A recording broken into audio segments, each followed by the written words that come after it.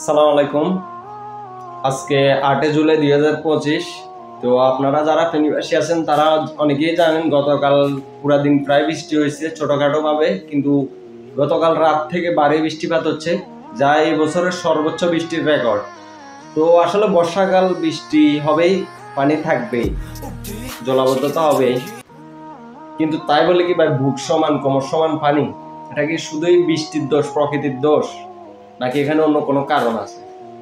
তো আমি আসলে একটা কথা অনেক দুঃখ ভারাক্রান্ত মন নিয়ে বলতেছি, এই যে কোমর সমান পানি, বুক সমান পানির জলাবদ্ধতা, এটা শুধু বৃষ্টি বা প্রকৃতির দোষ না।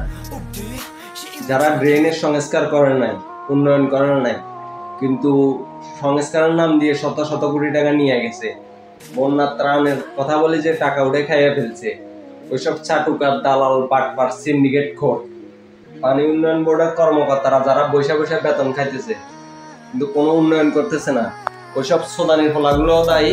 এবং ওদের পাঁচাটা অনেকগুলো দালাল, সাংবাদিক নামের সাংঘাতিক আছে, ওই সোদানির ফলাগুলোও দায়ী। এই জলাবদ্ধতা, এই দুর্ভোগ, এই জনদুর্ভোগ, এই ছোটখাটো বন্যার মতো অবস্থা, কোমর সমান পানি, এই সব কিছুর জন্য তোরা সোদানির ফলাগুলো দায়ী। গজবে পড়া যাবি তোরা, মানুষের বর্তমান শালার পুত্র। জনগণের ট্যাক্সের টাকায় বেতন খাস, ভিআইপি প্লাটে থাকস, আর জনগণের বাড়িঘর সব ডুবে যাইতাছে, তবু গায়ে লাগতাছে না। তোরা আসলে চোদানি পোয়া। আমার বাড়িঘর ডুবে যাইতাছে, আমার তো গায়ে লাগবে স্বাভাবিক, কিন্তু তোরা তো অবৈধভাবে টাকা পয়সা বানাই প্লট বানাই ফেলছস, তো তোরা আসলে চোদানি পোয়া।